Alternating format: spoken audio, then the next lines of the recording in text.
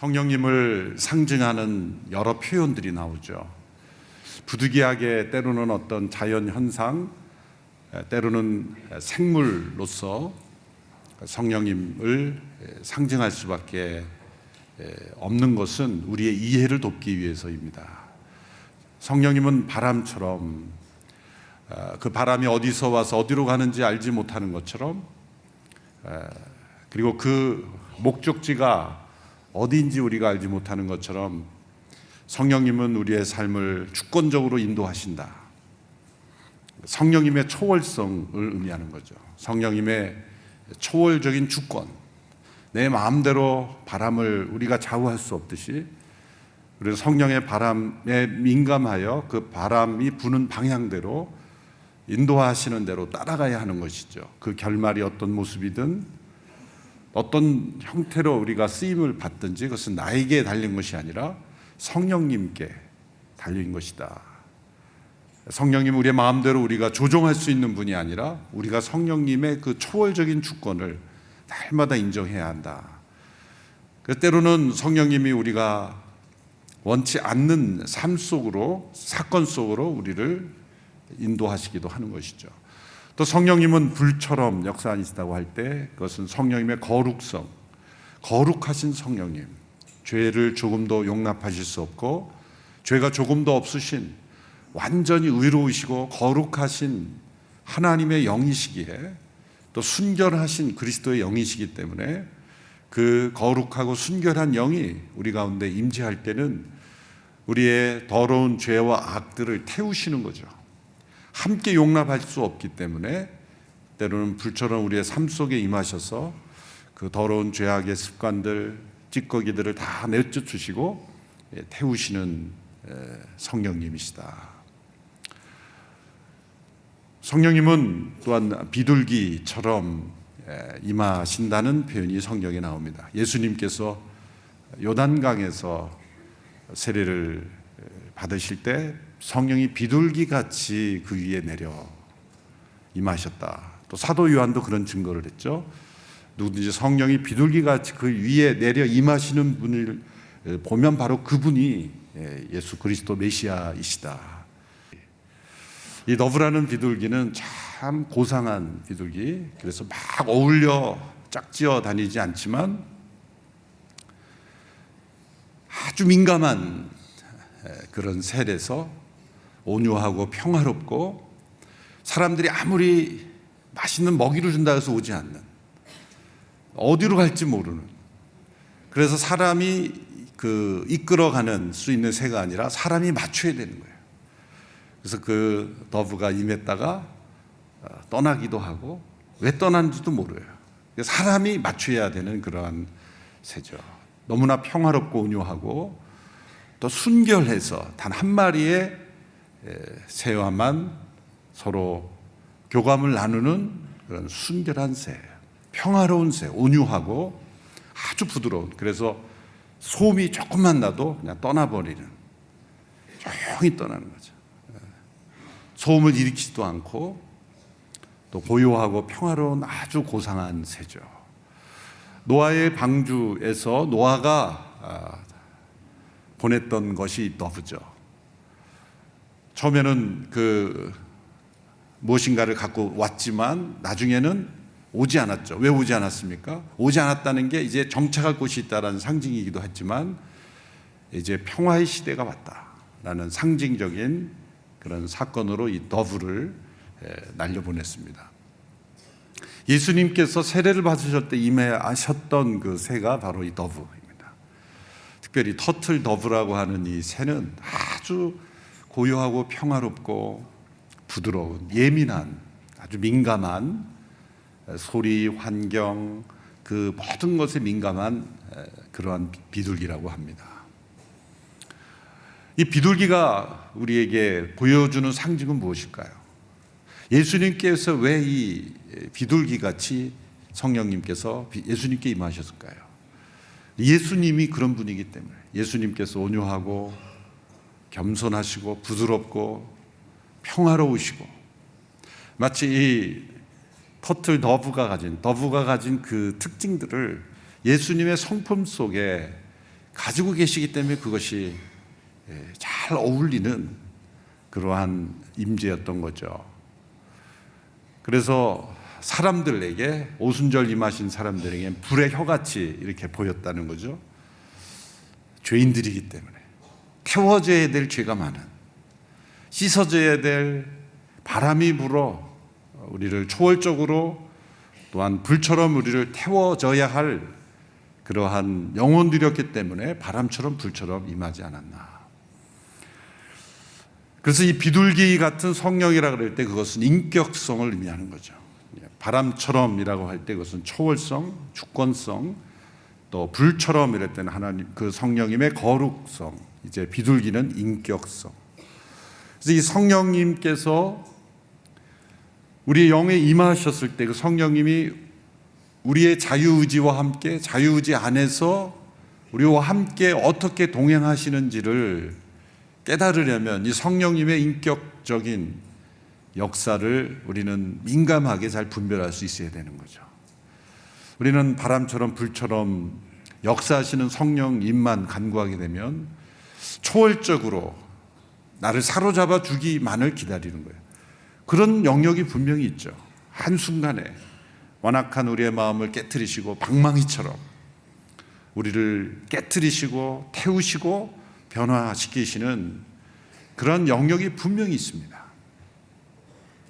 그러나 그것이 일상적인 성령님의 성품, 성령님의 일상적인 것은 아니죠. 성령님은 우리 안에 인격적으로 역사하시는, 하나님이 우리를 구원하실 때도 왜 사람이 되시고, 왜 고난을 받으시고, 왜 십자가에 못 박혀 죽으시는 그러한 낮아지시고 고난받는 과정이 필요했습니까? 우리에게 주어진 자유의지, 이 인격성 때문에 그렇습니다. 하나님이 우리를 구원하실 때 우리에게 주시는 그 인격 속에 역사하셔서 감화시키시고 그 인격을 뒤엎으시는 역사는 인격적으로 받게 되지 않는 거예요. 비인격적인 방법으로 인격은 변화되지가 않습니다. 좋은 물질을 많이 준다 그래서 인격이 변화됩니까? 오히려 인격이 망가질 수가 있는 거죠. 어떻게 그 인격이 변화됩니까? 그 안에 감화하시고 그 인격 안에 또 다른 인격이 임재하심으로 그 두 인격이 서로 충돌되지 않고 서로 하나로 조화되면서 그 인격이 변화되는 것. 이것이 하나님의 구원의 방법이거든요. 인격적이신 하나님의 영이신 성령님께서 우리의 영에 들어오실 때 우리 영이 내쫓김을 당하는 게 아니라 우리의 고유한 인격 속에 그 성령님의 인격이 임재하시는 건데, 그 둘이 하나가 되면서 우리의 인격이 점점점 성령님의 열매를 맺고 성령님의 성품을 닮아가는 그러한 인격과 성품으로 변화되어 가는 거죠. 그것이 구원을 이루어가는 것이고 거룩한 성화로 이루어가는 것입니다. 따라서 이 성령님의 인격성, 그 우리를 인격적으로 대하시고 우리와 섬세하게 동행하는 그 성령님의 민감성을, 인격적인 민감성을 우리가 깨닫지 못하면 성령님과 동행하기 어려운 것이죠. 그래서 바람처럼 불처럼 역사하시는 성령님의 은혜를 때로 경험했지만 계속해서 성령님과 동행하는 아주 일반적이고 일상 속에서 일어나는 성령님과의 동행을 우리가 잃어버리고 마는 것입니다. 그래서 오늘 5장 19절의 말씀에 성령을 소멸하지 마십시오 라는 말씀이 매우 우리에게 중요합니다. 그래서 소멸하다는 것은 불이 꺼지다라는 의미도 있지만 사라지다, 떠나버리다, 없어지다 그런 뜻이죠. 분명히 성령님이 내 안에 임하셔서 내가 거듭났고 또 성령의 세례를 받아 능력으로 나에게 임하심을 내가 체험했는데, 시간이 흘러가면서 어느 한순간에 내가 성령님과 동행하는 삶을 잃어버려지는, 뭔가 성령님의 역사심이 내 안에서 떠난 것과 같은 그러한 부재감을 느낄 수 있다는 것이죠. 실제로 구약 역사에서는 하나님께서 때로 기름 부어 세우신 왕 사울도 성령님이 떠나심으로 내가 너를 버렸다라고 말씀하셨어요. 큰 힘을 주어서 사용하셨던 삼손도 하나님이 정하신 룰을 어겼을 때 그 능력을 잃어버리고 성적인 타락으로 인해서 삼손이 그 힘을 잃어버린 그런 사례가 있죠. 그러나 다시 하나님께 되돌아왔을 때 일시적으로 그에게 힘이 회복됐죠. 잃어버려지기도 하지만 다시 회복될 수도 있는 관계가 바로 이 성령님과의 인격적 관계라는 것이죠. 그래서 성령으로 거듭나고 또 성령 세례를 받아 성령의 능력을 바람처럼 불처럼 역사하시는 성령의 능력의 통로가 되었던 사람일지라도 때로 성령님의 인격적 관계를 떠나게 하는 관계가 단절되고 또 성령의 역사심에 쓰임받을 수 없도록 우리가 인격적으로 그렇게 선택하며 살아갈 때는 성령님은 떠나시는 거예요. 어떤 모습으로 우리에게 반응하시는가? 비둘기처럼, 특별히 더블하는 아주 민감하고 예민한 그런 비둘기처럼 평화로우신 그분이 우리의 마음속에 평화를 잃어버리는 그 내면이 될 때 성령님은 조용히 떠나시는 거예요. 우리는 성령님의 역사를 내가 마음이 어떤 마음을 먹고 어떤 선택을 하고 어떤 그런 삶을 살고 내 마음이 시끄럽고 요란하고 분노가 일어나고 막 미움이 일어나도 성령님이 나를 확 사로잡아서 사랑하게 하고 내 마음에 가득한 미움이 그냥 한순간에 떠나가는 역사도 있어요. 그런데 일상적으로 늘 자기가 미움의 길, 증오의 길, 분노의 길을 스스로 인격적으로 선택하면서 성령님께서 나를 그냥 사로잡아서 자기 마음에 있는 그런 소원과 원함이 전혀 없는 상태로 나를 기계적으로 그렇게 바꿔주기를 원하는 것은 성령님과 동행할 수 없다는 거예요. 우리의 자유의지와 함께 자유의지 안에서 성령님께서 인격적으로 역사하시는 것을 우리가 체험하기 위해서 우리는 비둘기같이 임재하시는 성령님의 역사에 민감하게 우리가 반응할 수 있어야 된다는 거죠. 성령님은 우리를 위로하시는 분입니다. 그런데 만일 우리가 자기 연민에 빠져서 자기 감정으로 스스로를 위로하려고 할 때 성령님은 조용히 평화롭게 떠나십니다. 그래, 한번 잘해봐라. 성령님 우리에게 힘을 주십니다. 그런데 내 힘과 능력을 의지하고 나아가는 순간 성령님은 조용히 비둘기처럼 떠나십니다. 성령님 우리에게 가르쳐 주십니다. 말씀을 읽을 때 우리의 진리의 교사가 되시죠. 그런데 이 세상 철학과 내 경험으로 성경을 해석하려고 스스로 해석자가 되려는 순간 성령님은 조용히 떠나시는 거예요. 말씀을 전하는 그러한 종들이 자기 생각과 자기 고집과 자기 주관을 하나님의 말씀 대신에 전하려고 할 때 성령님은 조용히 떠나시는 거죠. 이 성령님의 민감성을 이 비둘기로 표현하신 것입니다. 성령님과 어울리지 않는, 성령님의 성품과 어울리지 않는 죄를 우리가 택하고 악이 우리의 마음속에 들어올 때는 성령님은 근심하십니다. 에베소서 4장 30절의 말씀을 보면 개정번역으로 하나님의 성령을 근심하게 하지 말라. 그 안에서 너희가 구원에 날까 인치심을 받았느니라. 성령님이 언제 근심하십니까? 성령님의 그 인격성을 무시하고 인정하지 않고 환영하지 않을 뿐만 아니라 성령님이 능력을 행하실 수 없는 그러한 마음의 상태로 우리가 스스로 자신의 자유의지로 선택해 갈 때 성령님은 근심하시는 거죠. 에베소 4장 31절 이하의 말씀을 보시면 성령을 근심하게 하는 그런 우리의 마음의 내면의 상태, 인격의 상태를 설명하고 있는 것이죠. 에베소 4장 31절, 32절의 말씀 우리 같이 한번 읽어보실까요? 시작. 모든 악독과 노함과 분냄과 떠드는 것과 비방하는 것을 모든 악의와 함께 버리고 서로 친절하게 하며 불쌍히 여기며 서로 용서하기를 하나님이 그리스도 안에서 너희를 용서하심과 같이 하라. 전반부분은 성령님을 근심하게 하는 것이고 후반부는 정반대로 성령님을 기쁘시게, 성령님이 계속 내 안에 머무시며 역사하시는 통로가 될 수 있는 마음의 상태입니다. 악독과 노함과 분냄과 떠드는 것과 비방하는 것, 모든 악의, 이런 감정의 상태, 여기에 악독, 우리 마음의 쓴뿌리의 대표적인 증상이죠. 다른 사람을 모질게 대할 뿐만 아니라 자기 스스로의 죄를 합리화할 뿐만 아니라 또한 이 악독, 깨어지지 않는 그런 단단하고 견고한 그런 마음의 상처가 굳어져서 자기 스스로도 알지 못하는 그런 마음의 상태들, 처음에는 누군가로부터 상처를 받아서 그것이 깊은 마음의 아픔이 됐지만 그 이후로는 복수하고 미워하고 증오하는 것을 스스로 자기 의로 삼을 때도 있습니다. 이 마음의 쓴뿌리는 매우 기만적이죠. 아주 정당해 보입니다.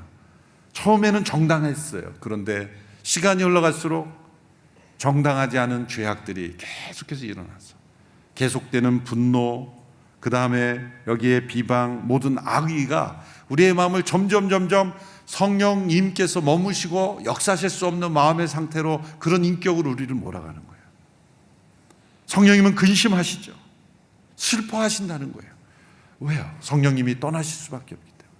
성령님은 온유하시고 친절하시고 불쌍히 여기시고 용서하시고 치유하시고 회복하시는 영이시기 때문에 우리의 자유의지적인 인격적인 결단을 우리가 성령님께서 머무시는 방향으로 하지 않으면 그런 터틀더브처럼 조용히 떠나시는 거예요. 평화롭게.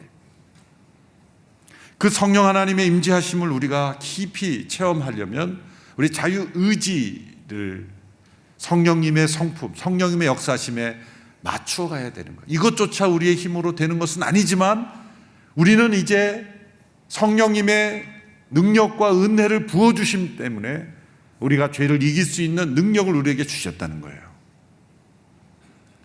바람처럼 불처럼 역사하시는 성령의 역사심으로 우리 안에, 우리의 자유의지 속에 우리의 양심을 깨끗하게 보여주시고 또 우리 안에 죄를 이길 수 있는 능력을 우리에게 부어주셨기 때문에 모든 것을 다 하나님 알아서 해주세요 라는 하나님께 맡기는 신앙은 내가 죄를 짓지 않게 해주세요 라고 말하는 것과 똑같은 거예요.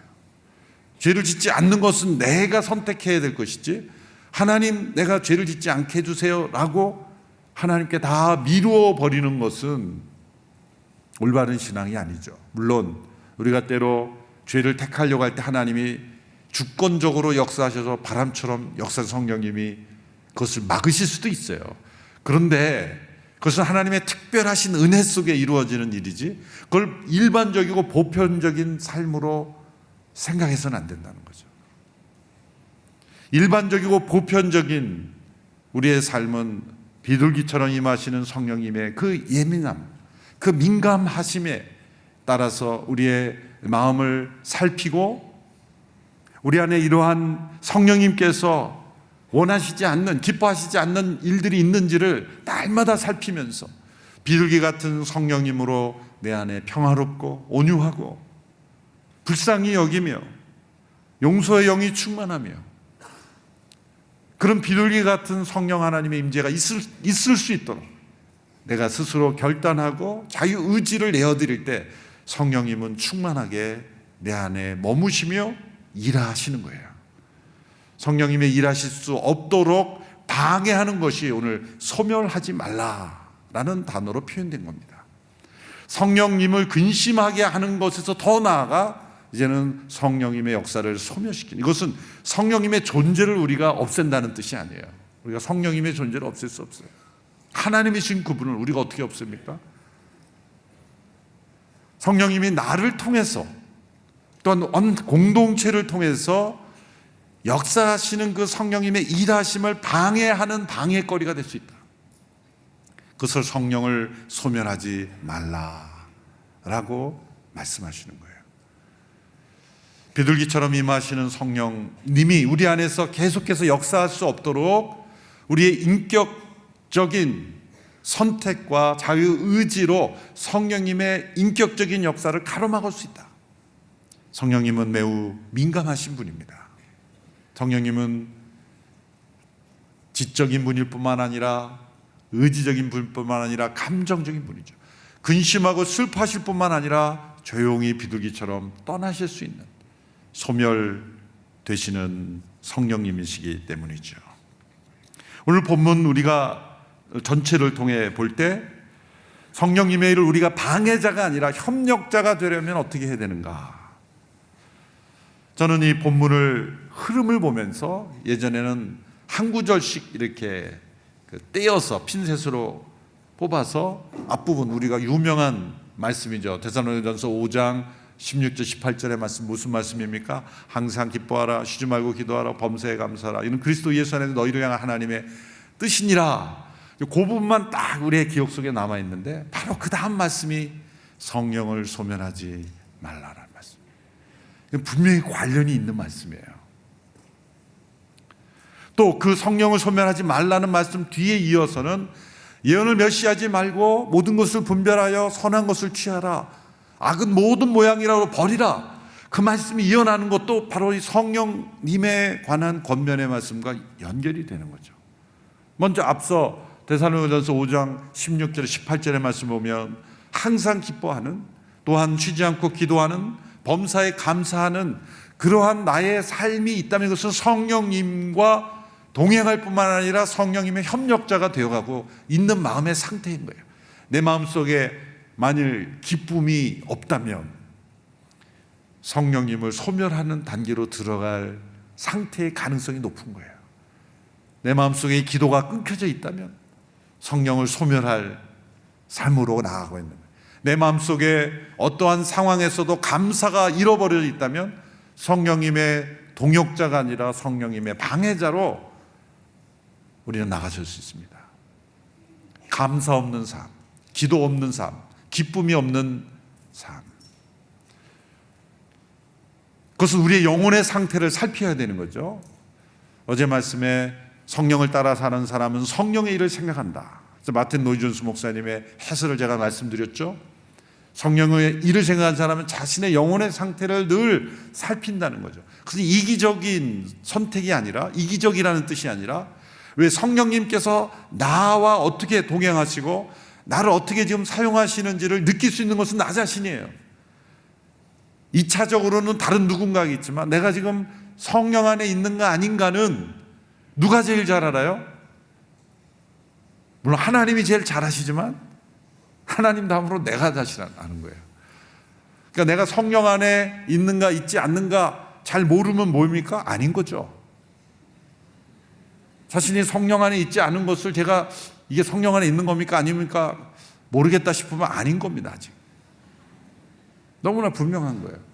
근데 내가 성령 안에 하나님이 원하시는 뜻 가운데 있느냐 아닌가를 평가할 수 있는 내 영혼의 상태를 알 수 있는 기준이 오늘 말씀에 나온 거예요. 항상 기뻐하라, 쉬지 말고 기도하라, 범사에 감사하는 영혼의 상태, 내 영혼의 기쁨의 상태가 있는가, 기도의 영이 내 안에 충만한가, 또한 감사의 영이 내 안에 충만한가.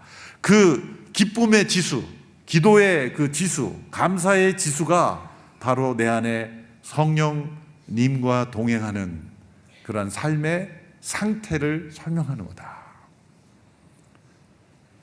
그것을 어떻게 내가 고통 속에서도 감사하고 또한 어떠한 상황 속에서도 내가 기뻐하고 기도하느냐가 끊임없는 우리의 인격적인 결단을 통해서 경험되는 거 아니겠습니까?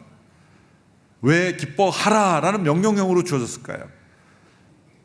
우리는 이렇게 기도하기 쉬워요. 하나님, 제가 항상 기뻐하게 해주십시오. 이걸 전부 기도로 만들어버리면 하나님께만 책임이 있는 거예요. 내가 지금 기쁨이 없는 거 하나님 책임입니다. 내가 감사가 없는 거 하나님 책임이니까 하나님 감사하게 해주십시오. 기도도 분별을 해야 되는 거죠. 나의 인격적인 선택과 결단으로 만들 수 있는 것을 하나님은 강제로 해주시지 않는 거예요. 억지로 그렇게 만들어 주실 수가 없는 겁니다. 왜? 이 기쁨과 감사라는 기도라는 건 다 인격성 안에 포함이 되어 있는 거예요. 어떤 영혼은 동일한 상태에서도 감사가 충만한데, 어떤 사람은 그보다 훨씬 더 좋은 환경에서도 불평이 충만한 거예요. 어떤 사람은 작은 것을 가지고도 기쁨이 충만한데, 어떤 사람은 많은 것을 가지고도 저주가 충만한지. 무엇에 딸린 겁니까? 하나님이 어떻게 하실 수가 있겠어요? 하나님은 우리에게 허락하시는 것은 어떠한 상황 속에서도 기뻐할 수 있고 감사할 수 있는 능력을 우리에게 부어주신 거예요. 그 비결을 우리에게 부어주시는 거예요. 선택은 내가 해야 되는 거예요.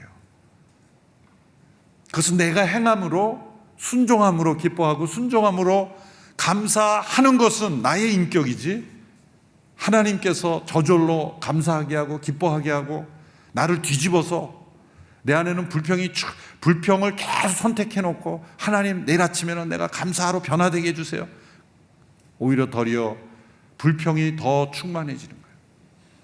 그런 일은 일어나지 않습니다. 그러나 우리는 기뻐하게 해주십시오, 감사하게 해주십시오 라는 기도를 하면 안 돼요.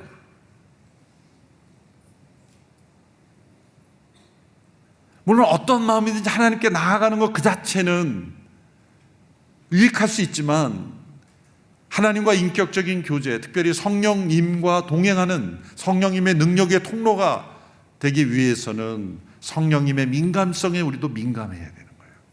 내 안에 기쁨이 충만한가? 나는 왜 지금 기뻐하지 않고 있는가? 나는 왜 감사하고 있지 않은가? 나는 왜 기도를 잃어버렸는가? 자신의 영혼을 살피며 비둘기 같은 성령이 왜 나에게서 떠나셨는가?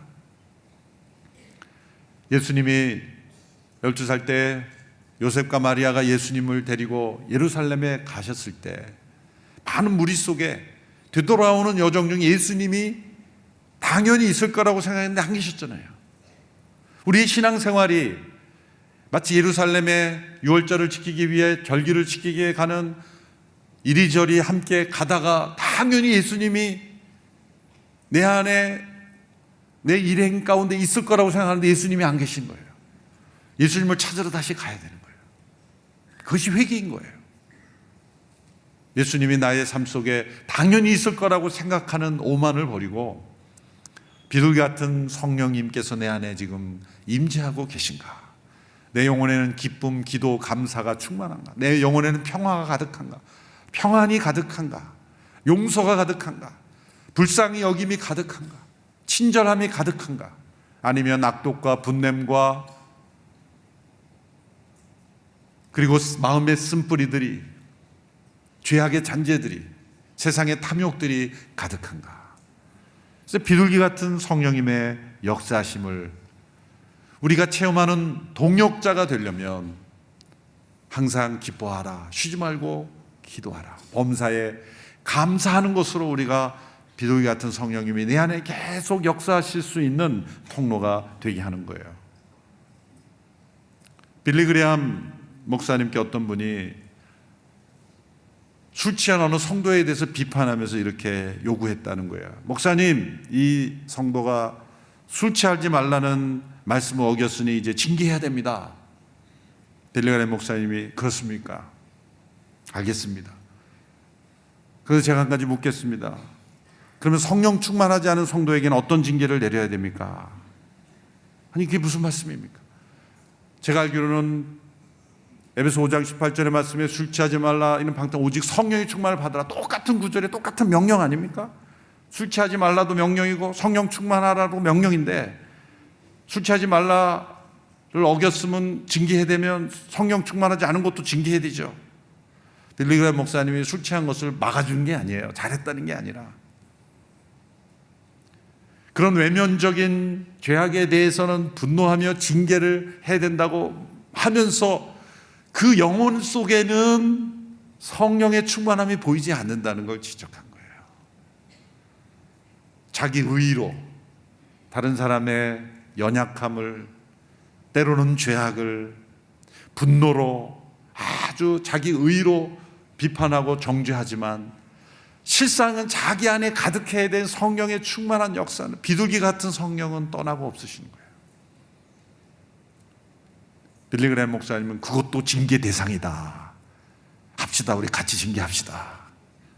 이렇게 말하는데 이분이 그걸 알아들었는지 못 알아듣는지 모르겠어요. 성령님을 소멸을 하지 않기 위해서는 이 성령의 역사에 마음을 열고 기대해야 된다. 예언을 멸시하지 말라. 성령님의 은사에 대하여 마음을 열라. 성령의 은사가 사도시대로 종결되고 중지되었다는 신학적 믿음을 가진 분들이 있습니다. 여러분, 사실이 아닙니다.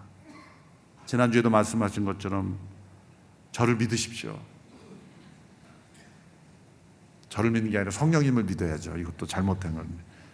성령님께서 아니다, 그거는 말씀하시는 것 같아요. 성령님의 은사의 역사는 지금도 지속되고 있어요. 제가 그 사례를 여러 개를 찾아서 다음번에 알려드릴게요. 놀라운 성령의 은사를 통해 역사하시는 일들이 있어요. 이것은 오순절주의자들에게 나타난 게 아니에요. 종교개혁자였던 존 넉스, 그의 스승이었던 장로교 전통적인 우리가 아는 스코틀랜드 종교개혁자들의 삶 속에서도 놀라운 성령의 예언과 은사들이 나타났어요. 역사가들은 그런 것들은 다 파묻고 본인이 믿고 싶은 것만, 주장하고 싶은 것만 이렇게 발췌하는 습관이 있습니다. 예언을 멸시치 말라. 그러나 동시에 분별하라. 그리고 선한 것을 취하라. 그리고 악은 모든 모양이라도 버리라.